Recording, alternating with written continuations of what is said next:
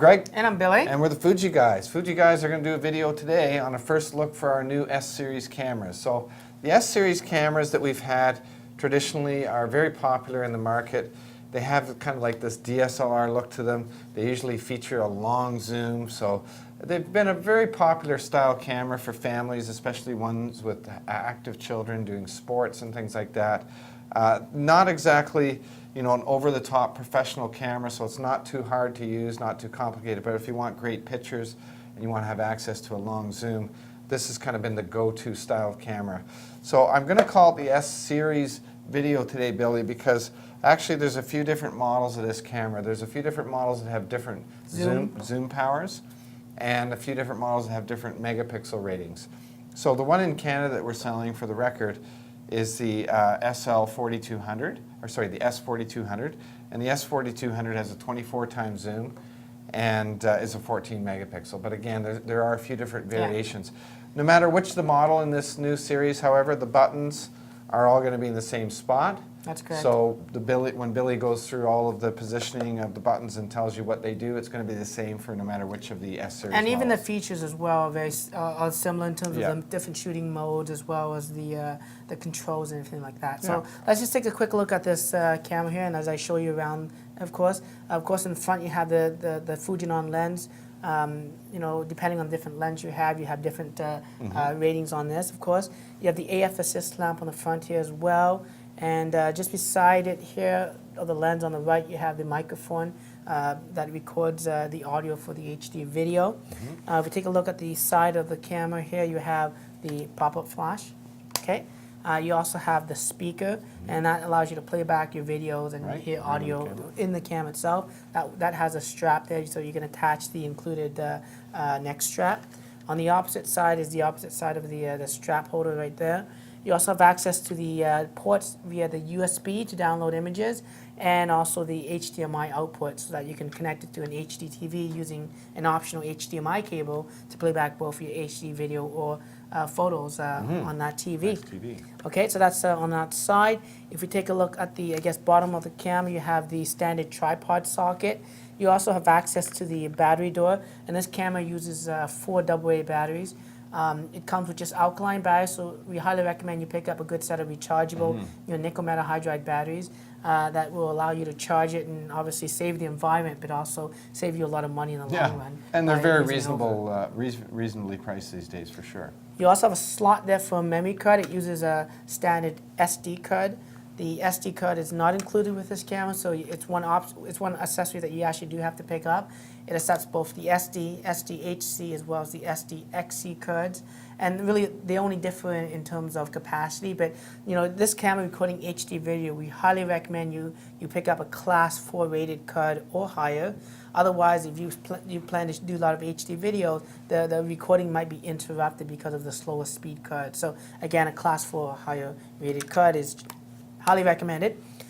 Taking a look at the top of the camera now, you have the shutter release button. You can push halfway down to pre-focus and push all the way down to take the photo. You have access to the zoom controls here. You have quick access to the continuous shooting mode, so you can do those high-speed shooting options that Greg mentioned, which was great for doing sport action shots. There's also access to doing some bracketing modes from that button as well. You got your face detection on and off switch right there. And you also have the on and off switch of the camera, so if you hold it down, it turns on, and the lens slightly moves out there. And turning it off is just by sliding it over. You have access to the F button, and the F button gives you quick access to things like the ISO control, the image quality in terms of megapixel resolution. So even though, let's say this camera is a 14 megapixel camera, you don't have to shoot at 14 megapixel. Normally you do shoot it at the high, because the capacity cards now, or the SD cards, are so inexpensive.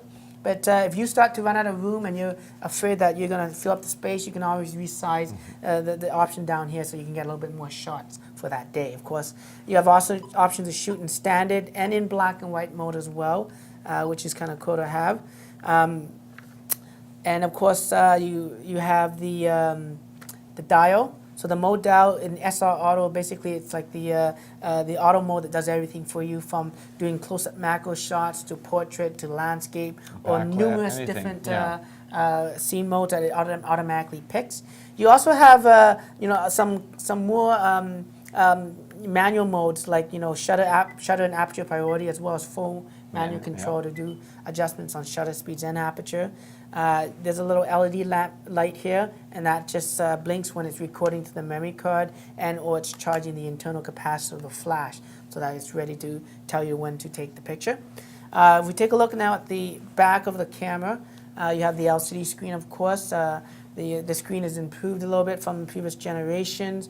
You have access, of course, the electronic viewfinder, which makes this camera very unique from some of the competition, or from, say, a standard point and shoot, where sometimes it's hard to see in bright sunlight, and having the EVF allows you to compose the picture a little bit better.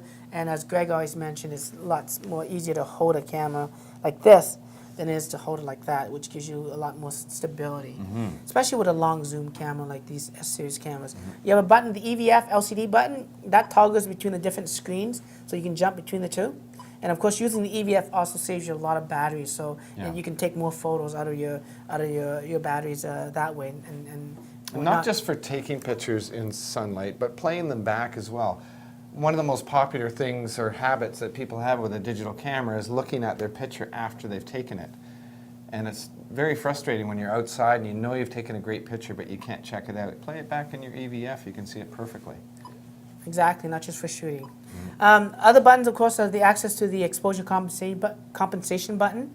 You have the directional pad. You can navigate the menus up, down, left, right. The menu OK is sort of like your enter key. And of course, in shooting mode, they double up as your flash control. So the flash needs to be popped up before you can actually toggle the different flash modes. You also have the self-timer option there. You can do 2 seconds, 10 seconds. You got your macro shooting option. You have your quick delete option and playback. And of course, you have the ability to kind of do an instant crop option, so that you can crop a photo instantly as you take the photo. There's different options by pushing that button right there, as you can see. Of course, you have your display back button that toggles between the different display screens, from information to some grid lines to not having any information.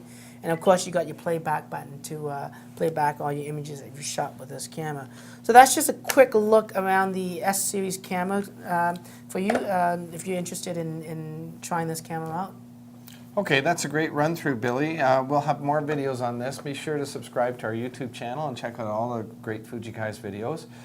Follow this guy on Twitter as well. And until that, next time, I'm Greg. And I'm Billy. And we're the Fuji guys.